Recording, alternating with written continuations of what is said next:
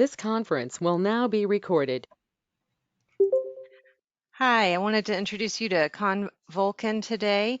He's with ZL Technologies and he's coming to present to us. I know I've been trying to get someone from ZL since last year, so really excited to have Kaan with us.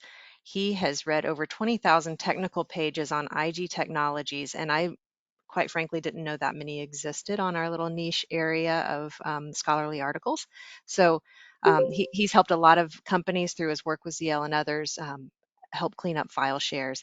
And now he's focusing on sharing his findings to help organizations overcome data challenges.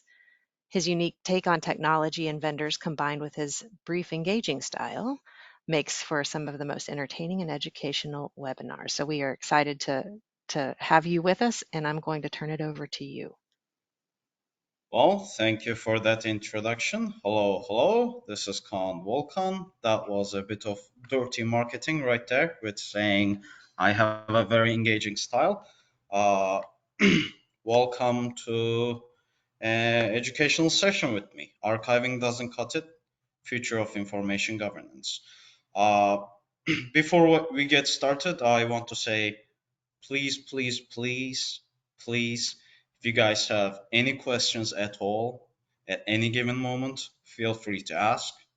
Um, it doesn't even have to be related to the this exact session. Like you can ask me about my dogs, and you'll probably hear them barking on the background. I have two of them.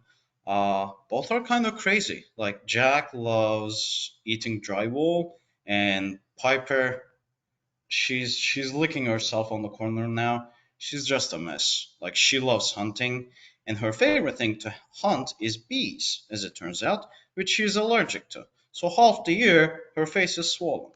Uh, if at any moment in this presentation you feel shy about asking a question because you want to hear the rest of the content, uh, do not be right? All of my content goes on my LinkedIn, including all of my webinars, all of my speaking engagements.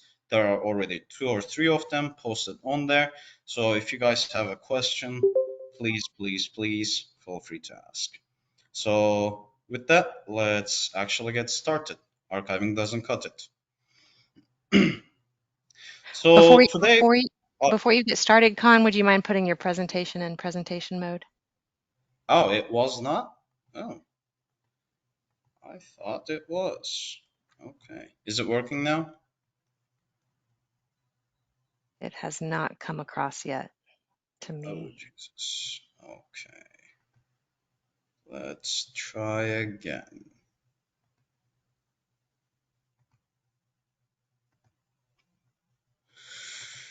Technology is funny. Oh, okay. How about we do it this way? Is it working now? Perfect. Nice. Yeah. Today, my goal is really to address what I call the curse of records management, right? When we think about records management, we're dealing with way too much data. It's growing. It's the data out there is doubling every year, right? That's a lot. And records managers are responsible for more and more of that data, not just the doubling itself, but a bigger portion as well. We also see constant change, right? Every month a new law gets passed, there are new technologies coming out, there are new data types, new data sources, lots of change. It could be some internal change as well. Sometimes your corporation wants to keep more data, less data. And as if these were not problems enough, we are dealing with very long timelines, right? Talk with your marketing team, talk with your finance team. They are dealing with quarterly or yearly timelines. We have to figure out if we want to keep this document for 15 or 20 years. That's a completely different challenge when you combine all of these together. And the only thing we can do is really plan ahead, follow the industry, but also follow the technology because we can't do our job without the technology. And since everyone in here is part of ARMA, you guys are clearly doing the right thing, following the industry. I want to talk a lot more about the technology part. And really, the biggest takeaway from today's presentation would be to know what's out there so that you guys do not suffer from vendor lock-in. That's really my biggest goal today. Now, we will be really talking about two types of uh, data sources. We'll be talking about what's happening within file shares, and we'll be talking about what's happening within emails and what kind of management solutions are out there outside of archives. So I like to start with sharing top file share concerns, or as I like to call it, how to convince your leadership that records management is important, especially for file shares. First of all, these are rather risky data sources. The cost of file share data leak averaged in between 1.52 and $4.24 million in 2022.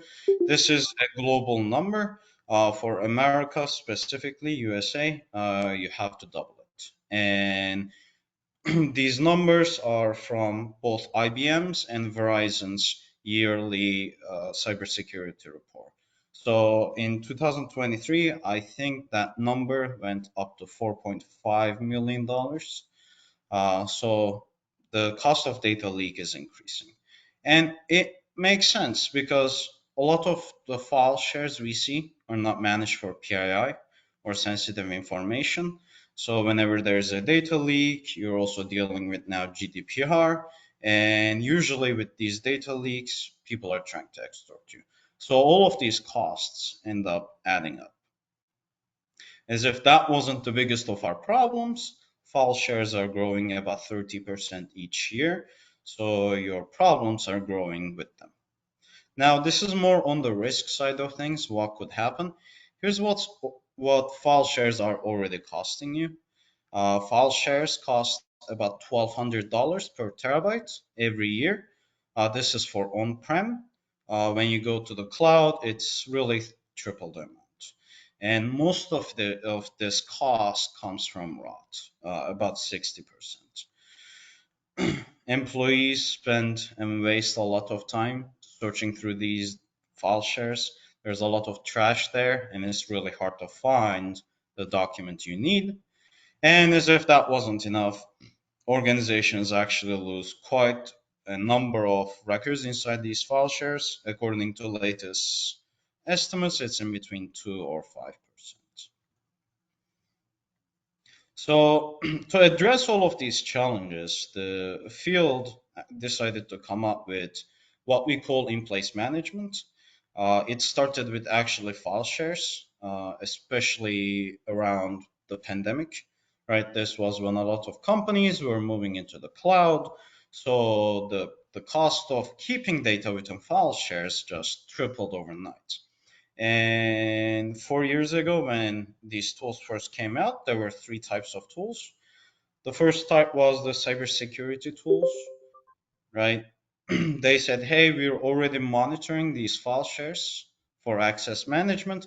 We're looking at who is accessing what and what they're doing with it. Why don't we go in and actually do some records management on top of it? See where the rot lies, see where the important documents are, maybe get rid of some of this rot. The second category is something we're quite used to, data mapping and data inventory solutions. And lastly, we had the dedicated content solutions. These were historic legacy SEC archives. And they said, hey, look, we're already used to managing file share data because we help our clients archive it. Why don't we repurpose our technology and create something that can manage this data in place so that you're not doubling the amount of data you have by archiving? Now, this year, the field has changed. What's on the market is a little different. Cybersecurity solutions caught up to this middle category, to the data mapping and data inventory category. We have a new type of solution out there in the market, piggyback content. And in here, we'll be talking a lot about Microsoft, although there are a lot of other types of solutions, other companies out there. It's just that Microsoft is the leading edge on here. And every other solution you see, as the name implies, piggybacks on what Microsoft offers with their technologies. And the dedicated content solutions are still here. Now, in here, I see a slow shift towards more and more content management. And this is really fueled by regulations such as privacy. It's really hard to do privacy if you don't have access to the full content. There's also a lot of talk about AI. Every company is trying to deploy new AI initiatives. And as always, we're dealing with litigation, which means we have to run searches. We have to have access to the full content. With this full content management, we see a rise of platforms, again, led by Microsoft, right? All of these fields, records management, e-discovery, compliance, privacy, they deal with the same type of data. They deal with human communications, and their needs are quite similar from a technical perspective. And all of it is fueled by this new technology that you guys probably have been hearing quite a lot about, which is in-place management. So I want to go over the three types of solutions we see in the market. 95% of the solutions you see out there are going to fall into one of these three categories. But please, please, please, oh, if you guys have questions, ask.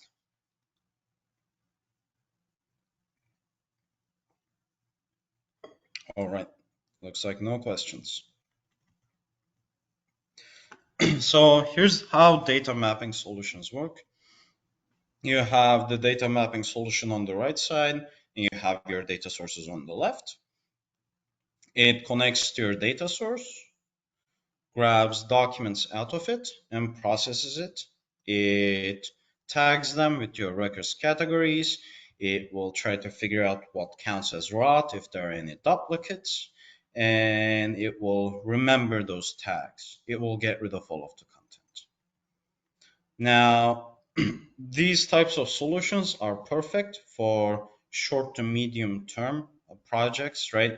If you want to do a dirty and fast file share cleanup because you decided to move into cloud this year, so you just want to go in there and deduplicate your documents, perfect. If you already know what kind of records you have there, if you've been tagging them proactively, if you've been keeping them in neat files and folders, these kinds of solutions work perfectly.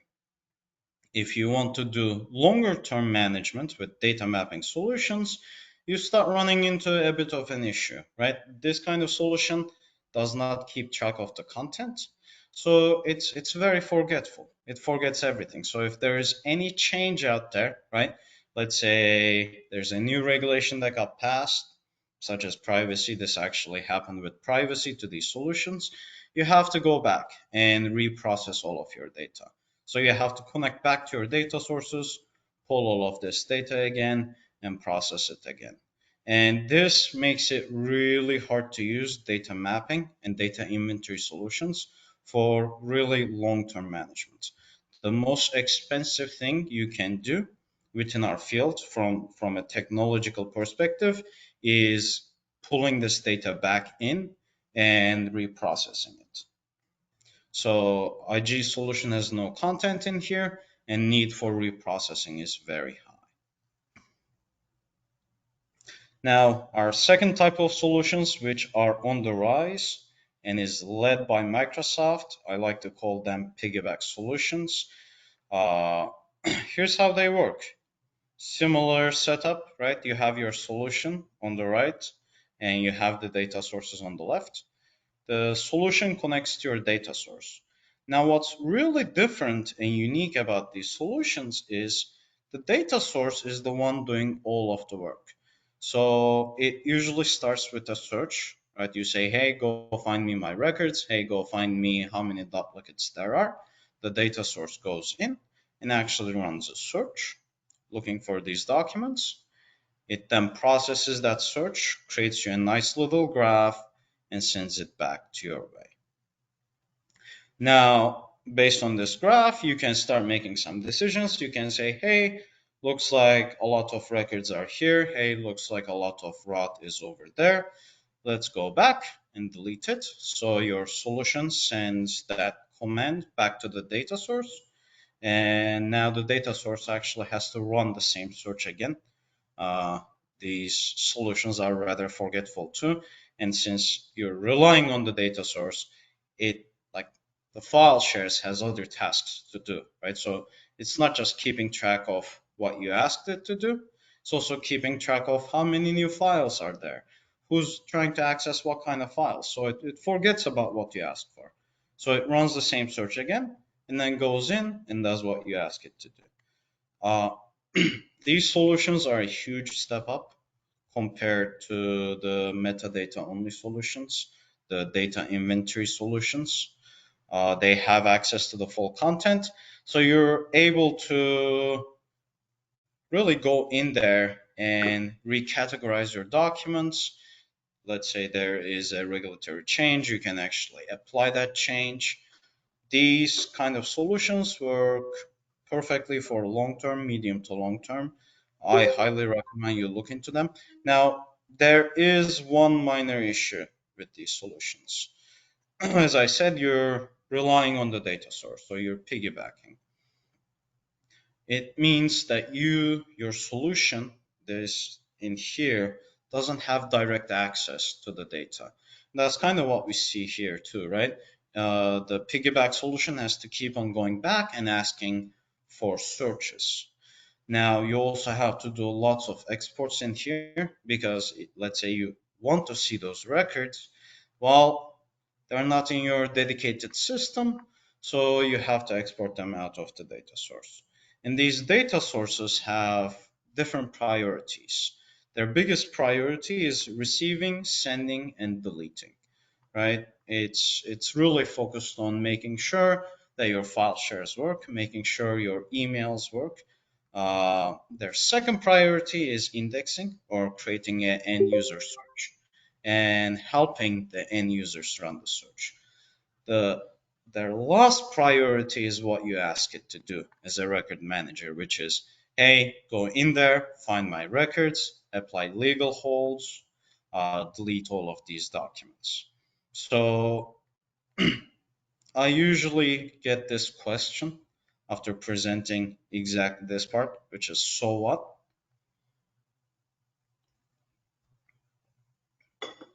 Well, there are some major problems here.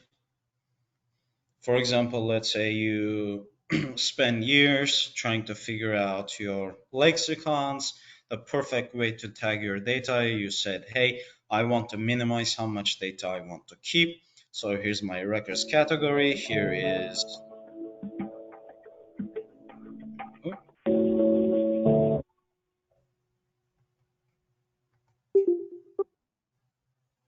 was that me? I heard some music. No, if you'll please mute yourselves, that'd be great. Thank you. Can you guys see my screen again? Yes. All right. So you go in there. Back to the story. If you go in there, you figure out exactly what kind of data you want, right? You create this huge lexicon, huge search query for your solution to run. And then you give it to Microsoft. It comes back to you and it says, hey, we're sorry. You have more than 500 keywords, right? Instead of keeping these very specific documents, why don't we put everything on legal hold? We don't like running more than searches with 500 keywords, so we'll just keep everything. Now, you say, okay, let me use simpler terms. Let me not have such a specific search. Why don't we go with something that has 400 keywords? Microsoft says that is perfect. It's going to take us a week before we can apply your records codes, before we can apply your legal holds. It's just going to take us a while because this is not our priority, right? We'll get to it over the weekend. Now, when they actually apply these policies, right? When you put things on legal hold, or you add a records category, a records tag to your documents, they do retention in place. That means they're actually keeping the document within the file share itself, within the end user's access. So the end user is actually able to go into these documents and delete them. And I'll be sharing this deck with you. All of these are coming directly from Microsoft's own webpage. Uh, these are from their technical documentation pages, and where they really like to keep their documents with the retention in place. For example, in emails, if you go to deleted items, they'll tell you. You guys can see this button here, recover items recently removed from this folder. They actually keep a copy of those items that you put on legal hold right here. And what you can see is there's this button here called Purge Selected Items. And you can just select all and boom, it's gone. So when you're dealing with this 1 week policy application delay and keeping the data in place, you run a huge risk of the end user mistakenly deleting these documents before the policy can be applied.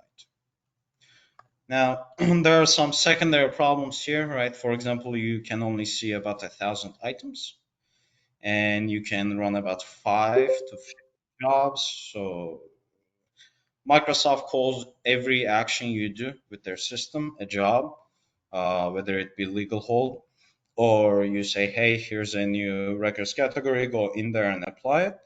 And depending on how much money you're paying them, you can either do 5 or 50 of these. And if you want to export so that you see more than the 1,000, it takes quite a while.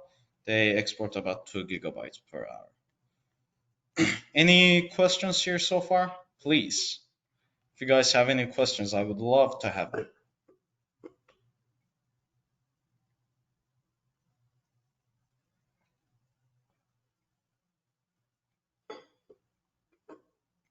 All right, chugging along. The last type of solution is what I call the dedicated content management. Right? Similar setup. You have your data source on the left. You have your solution on the right. It connects to the data source, and then it pulls the data out of the data source and processes it. So in this sense, it's quite a lot like the data mapping solutions, right? You're actually grabbing all of this data and pulling it into your system so that you can process it. Now, the big difference in here is it these types of solutions, they create a full content search index. So basically, they create an internal Google for all of your documents. They do not keep the documents themselves in here, but they give you the ability to search for them. So let's say 2 years down the line, there's a change, you want to go back and find these new types of documents, or you just got sued and you want to run a search on your file shares, you can actually do that search on the solution you have. Now, since it doesn't keep track of the documents, it doesn't keep the exact documents within its system, it has to go back to the data source and grab those exact documents and pull them back in. Now, since in here you have a dedicated system, you're not dealing with any of the so whats we discussed earlier, right? You're able to do all of your processing, all of your tasks on the right hand side until you get to a decision, right? And that decision can be a legal hold, can be, hey, go back and apply records categories.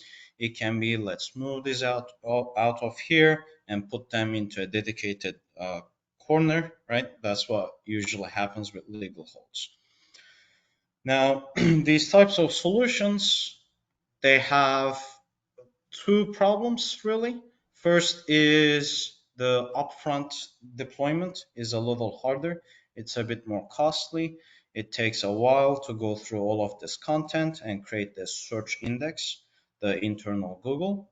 The second problem is how these solutions connect to the data source can make or break them. So if you guys hear about agents in here, chances are it's not a great connection. There might be some problems. So be wary of how these solutions connect to your data source. And the same thing goes for every other solution we talked about so far.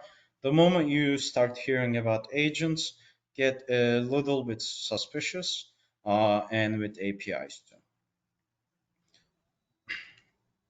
Now, here's another resource for everyone to go through.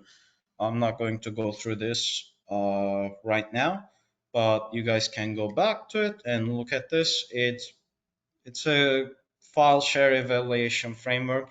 So if you're out there and looking for a solution, feel free to use this and map out your needs and figure out what kind of solution you want to buy. Any questions so far?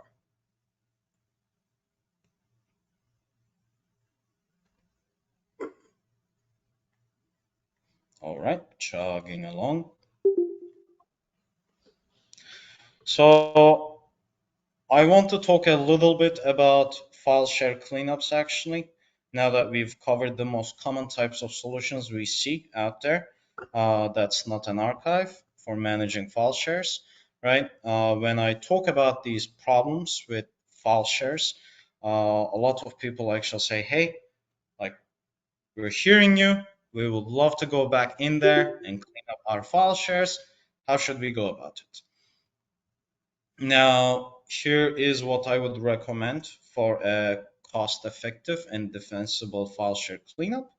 You should have dedicated records management and risk mitigation as far as your functionality goes, and a little bit of e-discovery and storage efficiency. You want these two functionalities because later on you might have to run some searches. You might decide to use your solution to do legal holds. As far as data types goes, the most common types are file shares, right? SharePoint Online. There are some other data sources out there like Box and OneDrive, though most of your data will probably be in SharePoint.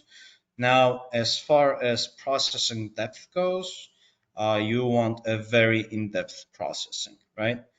Start with metadata, go into index, and then figure out content and patterns, and be able to process up to the policy and action remediation levels. This is what really helps you manage documents long term. It also what makes file share cleanup quite cost effective, right? Because sometimes you can figure out, hey, I don't need these documents when you're processing the metadata. So you start with processing the metadata, you get rid of the things you don't need, and then you say, okay, let's keep on processing further and further. So there are three case studies that I'll take you guys through. The first one is from a top 5 bank. Their use case was file management, route cleanup, and GDPR and CCPA compliance. It's a very large bank with over 200,000 employees and over 3 petabytes of files, and their biggest priority was minimizing risk cost effectively. So here's what we did with them. We talked them about something called the least processing or using big buckets. So go out there, look for the obvious route first, just using your metadata. And after you found the most obvious route, go and start looking for the least obvious route, right? And here's another way to think about it. At first, you start with 3 petabytes of unknown. With the initial pass, you want to figure out the obvious records and the obvious route. Uh, Usually, you can figure out a good portion of your records just by where they are and the name of the file. And with route, it's quite easy to figure out the duplicates, exact duplicates or near duplicates. Then go deeper into content. For example, in here, you'll see PII and you'll start seeing more specific type of records. You'll always have this middle section, unknown. We highly recommend doing some kind of proactive retention in here, right? Something like, hey, delete all of these if no one touches it in 7 years. Probably means it's not that important of a document. If someone touches it, then keep it. And banks love 7 year retention schedules, so they said we love this. Now, a reason why I highly recommend having a dedicated and in-depth processing is once you get here, you can actually keep on doing further processing, going deeper and deeper into the content and minimizing this middle unknown. Now, you'll always have that middle unknown part, but it will save you quite a lot of space and time to minimize it.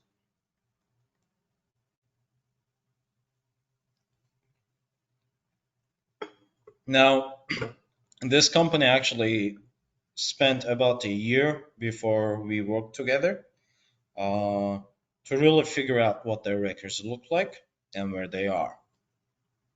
And it was a huge undertaking. They actually got their records team working together with their legal and compliance team. That's something we quite frequently recommend to try and figure out records.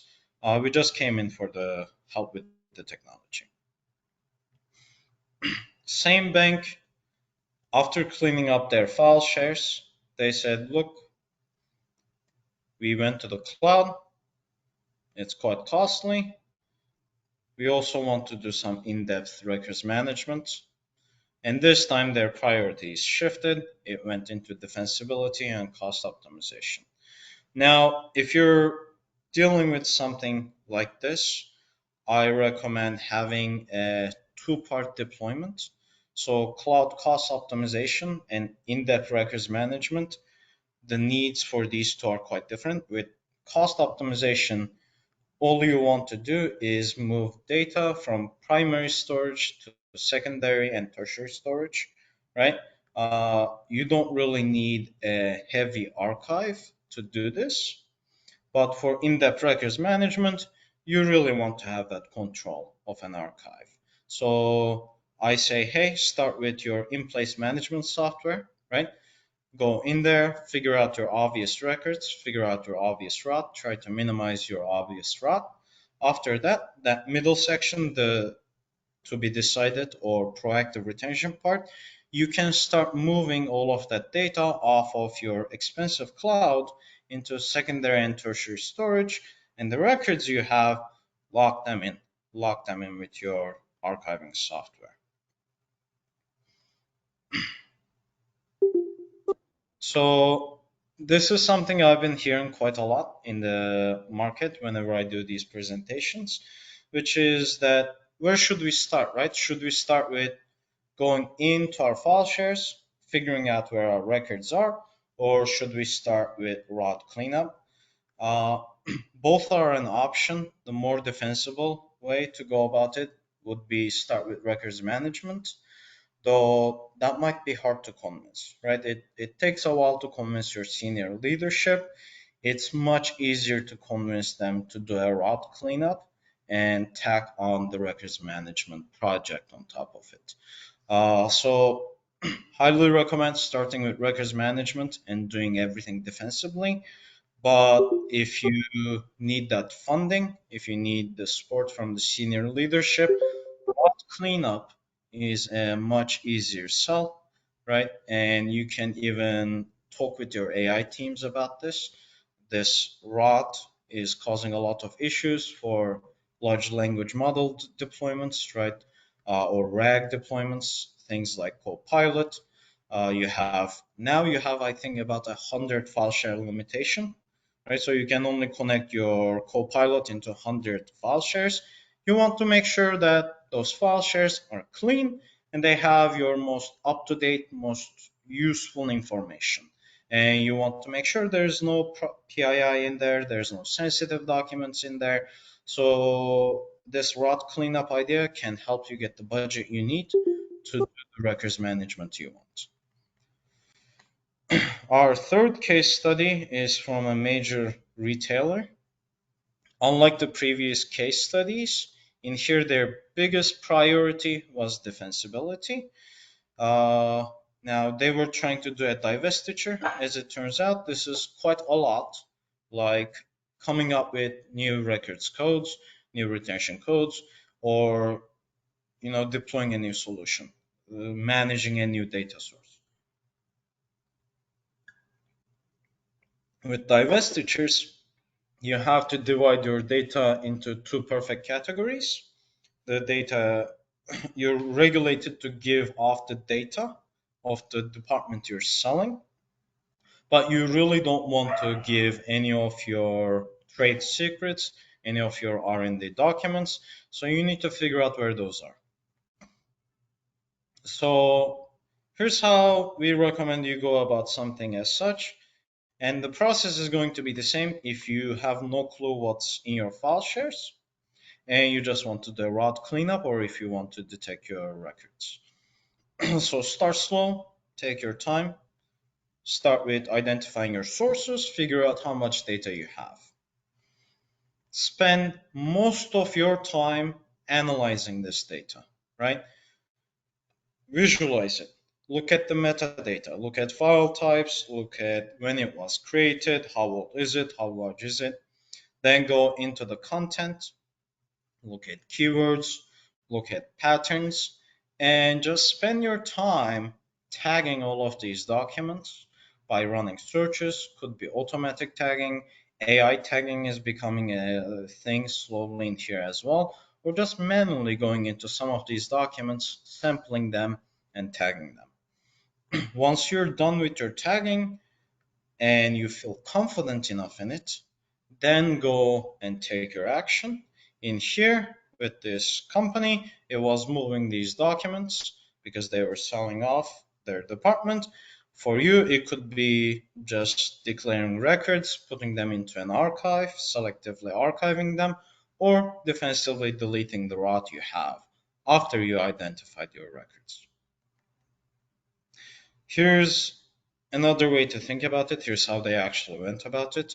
They basically gathered their compliance, legal, and records teams and gave access to the software. And they said, hey, go in there and tag as many documents as you want, as you can, create as many automatic tags as you can. They started off with 50 types of tags. By the end, they had about 6,500 tags. That's a lot of tag types. After they finished tagging, they gathered all three departments. Right up until now, these departments were working on their own. They were not trying to figure out things together. They said, hey, we want 3 points of views. We want to analyze this data as much as possible. So do not create an echo chamber. After the analysis stage was done, they gathered everyone into a room and said, we should go over all of these tags and create some hierarchical roles, right? Let's start by looking at documents that have 3 tags, 5 tags, 7 tags. If it says legal, we should keep it regardless of what the records and compliance team says. Or if it says legal, and it says compliance and it has 3 compliance tags and 1 legal tag, let the records tag be the tiebreaker. So they came up with these hierarchical rules. And basically, those hierarchical rules, that analysis they did, ended up becoming their lexicon and kind of similar to a retention code. Any questions on here so far? I have a question. So when you're talking about doing the content analysis and search by using keywords and proximity pattern, I think that it's a great methodology. Is that something that the ZL technology product offers? And I'm not trying to sell the product, it's a genuine question. Or are you using other kind of native search tools and file share kind of tools? So it's something Zelle offers. It's also something the piggyback solutions can do as well. And we have seen both of these out there in the market, right? With the piggyback solutions, as I'm saying, uh, Microsoft is the leading edge in here because Hmm. you're relying on the data source, and data source is run by the Microsoft. So whenever you go and buy a different type of solution that's not Microsoft, remember they're using Microsoft's technology, and you can use these solutions to do the search. Now at ZL, what we do is we have the more of the dedicated content so that you can run the search on ZL system without dealing with these limitations of Microsoft. Now, there are ways to overcome these limitations of Microsoft using some smart plugins, and that's where the other vendors that are outside of Microsoft come in. Right? They say, hey, we can run these 500 keyword searches, and remember the tags, remember the documents, and then we'll keep remembering those documents, and then let's run another 500 keyword search, and then that way you can actually start tacking on these 500 keyword searches. But at the end of the day, you're still relying on Microsoft, so I highly recommend using Microsoft if you're not going to get a dedicated content system. Did that help? Is there more Yes, yeah, questions there? yeah, thanks. No, it makes sense for the Microsoft stuff, but the non-Microsoft stuff was, you're right, the piggyback solutions make sense. Yeah, yeah. And in here, Microsoft also offers you the access to, can't remember what they call it, the shell code, I think. And you can actually force Microsoft to run some really interesting and expensive searches there too. So there are lots of ways to go about these searches. I just highly recommend you do them, right? You need to go into the content and you need to take your time with these searches and not try to come up with the most complicated and specific one. Just start slow, say, hey, if it has the word contract, let's just tag that as contract. And we'll figure out what to do with that tag later on. Ellen has a question in the chat um, Oh, about Microsoft Purview. yes. M365 is part of the piggyback solution. That's actually their main solution, yes. I Okay. think they used to call it the Compliance Center, and they switched it to Purview this year. Now, with Purview, you still have that Compliance Center. There are tiers to the Purview, especially with regards to their e-discovery. Uh, and you might be thinking e-discovery is not really what I'm dealing with, but it's what fuels their search, right? It's what fuels the how they actually start any kind of data management, right? It fuels the search on this left hand side. So depending on how much you pay per view, this search can be much stronger or much weaker and slower, taking up to a week to find you the documents you need.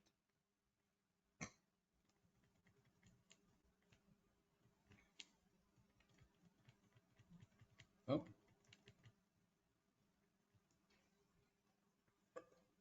more questions, please. Hi, yeah, I have a question. Do you, when making a decision, when a company makes a decision on these three different solutions or three different techniques, how does a company's tolerance for risk come into play? Ooh, that's a good one. I haven't heard that question ever before. I'll have to think.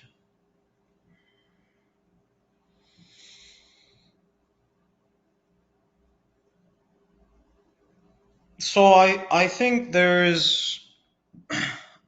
are two considerations there, right? If you have a very defensible process, and you know exactly what your records look like, and you have figured out a lexicon. They usually call it regex, a regex input to find all of your records.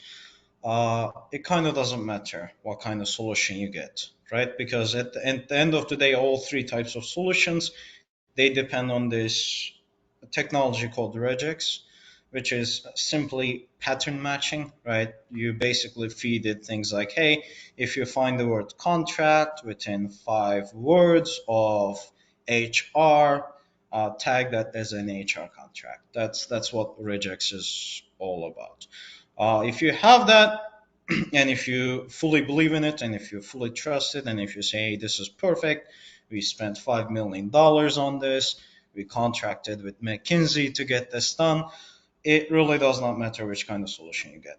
Now, the problem with the if you don't have that, these data mapping solutions become quite a hassle, because like you don't get to run a search here. You don't get to go in and look at your documents, figure things out, and try and slowly figure out what is rot and what's records. So this will become quite risky for you. So I wouldn't recommend getting a data mapping solution if you do not know exactly what kind of data you're looking for. With the piggyback solutions, there is a search. It's a good enough search to do lots with it for you to figure out what counts as raw, what counts as records. So you can actually go in and use these. The problem with these types of solutions is they're not able to detect your records and your route as precisely. So if you are really worried about spoliation, or if you think there are some really important documents you have within your file shares but you just can't find them, uh, there's a bit more risk involved with the piggyback solutions, right? Now with the also in here, it just takes a while for you to run searches. So for example, if this is a bit of a rush, like I can't remember who it was, uh, but it became quite a hit on newspapers, on the news. There was this company that needed to put a lot of things on legal hold, and the case was going to come in within 3 months, right? That's a very short time period to find all of the documents you need. So it wouldn't work with the piggyback solutions. Now, the most defensible one out of all of the solutions, I highly recommend the dedicated content management system, but you don't really need it unless you hit a certain scale with how much data you have, right? If you can get it done dirty with just Microsoft, go with Microsoft. Um, but yeah, that's how I would rank it. Thank you for that question.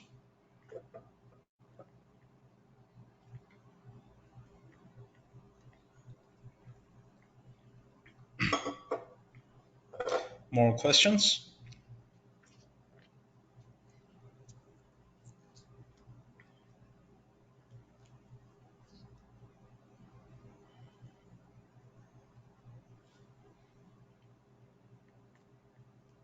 All right, let's keep going. Now I promised we would go over file shares and emails. That's the type of non-archiving solutions you have in file shares. Similar solutions started creeping up on the email side as well. Now, you'll hear about these solutions from actually your legal team. These solutions are really dedicated for e-discovery professionals, but they can also help you with records. Now, what your legal team is dealing with is they get a lot of cases, but most of them are settled. And they spend a lot of money on just reviewing these documents and going through these documents. About 58% of their budget is spent reviewing, and it's roughly $1.3 million a case.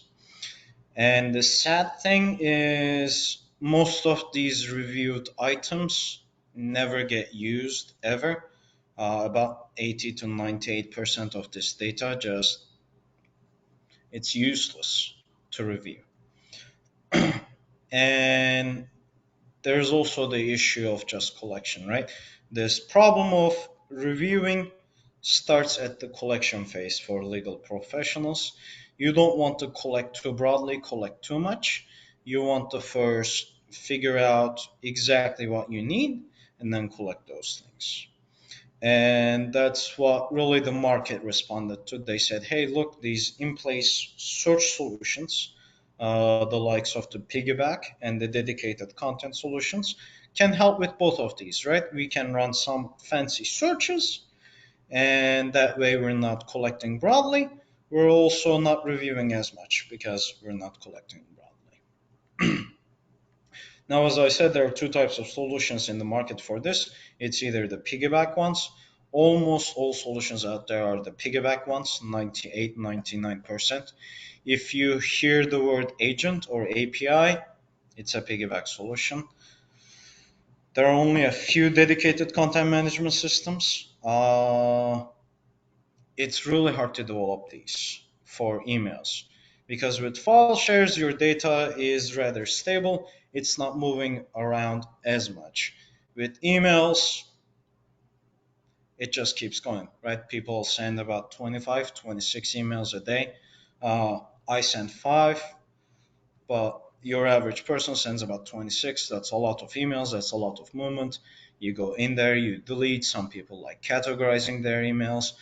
It's a lot of movement for a dedicated system to keep track of, right? Because in here, the main issue is that the dedicated system it doesn't have direct access to the data source, right? In the piggyback, the data source is doing all of the tasks. It has its own issues. In the dedicated system, well, it's doing all of the tasks, but there's a lot of movement in the data source. Now, we actually work together with another company on this, and they basically asked us, hey, how early can we win? They had about 30,000 employees, and they got sued a lot, over 20,000 cases. As you can guess, this was a big pharma company of sorts, and their requirement was precision, scale, and speed. So we told them this process, which is, hey, instead of starting with your custodians, start with keywords. Start by running a very simple search. Once you run that search, find the people that have the most documents with that search, right? Let's say you're searching COVID vaccines or cancer. Run that search, figure out who has the most documents, go in there, interview that person. They probably know the most about this. They're probably at the center of this. Ask them, hey, what other keywords should I be searching? What happened? What did you see? What do you know? Based on this, go back and edit your search, run it again. Now you'll see different people there.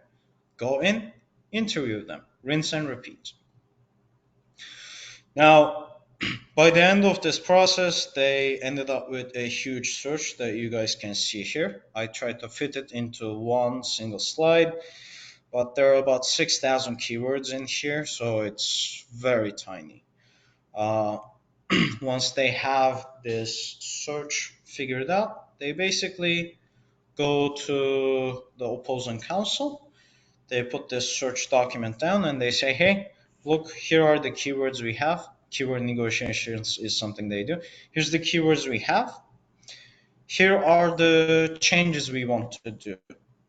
We've done this kind of deposition, we've done this kind of legal case 12 times before. 8 times they settled. The other 4 times we won because we know exactly what is in our data.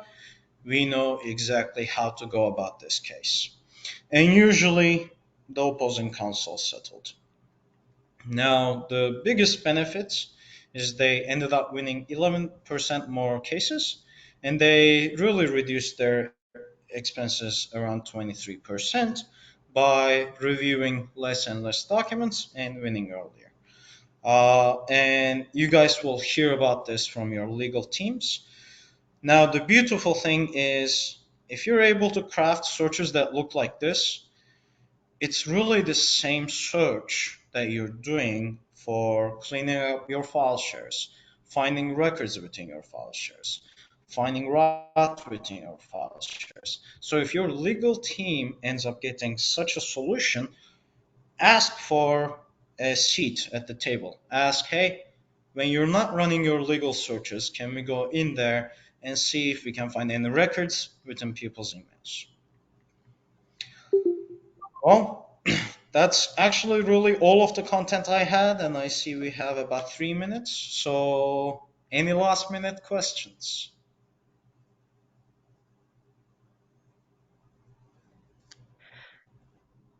When you're working with IT and your clients, Con, and you're asking for records management to have a seat at that table and to have access to these kinds of content analysis tools, Mhm. how are you seeing any barriers between IT and records management groups and that access being granted? Privacy is always a huge problem.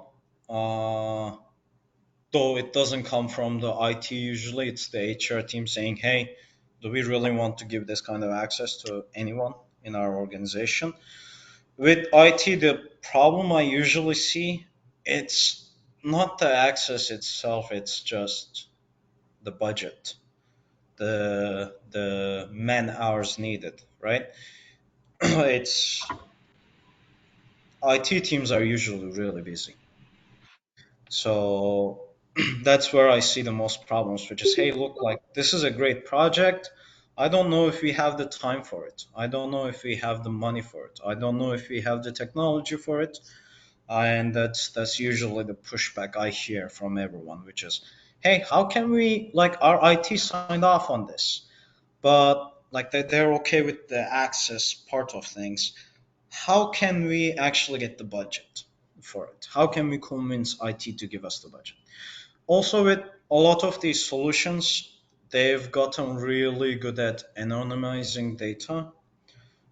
So you'll probably not run into huge problems there, right? Like with like I'll go back to it with the dedicated type of solutions. It doesn't even keep the content in here, right? So you can be running all kinds of searches, doing all kinds of processing.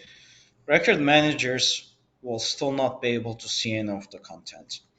Similar with the piggyback solutions, actually, because like you get to only view 1,000 items here.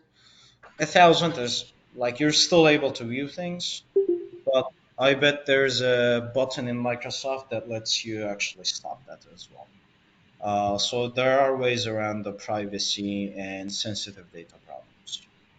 But yeah, the most common question is usually, hey, how can we convince IT to give us budget? Got it. Thank you.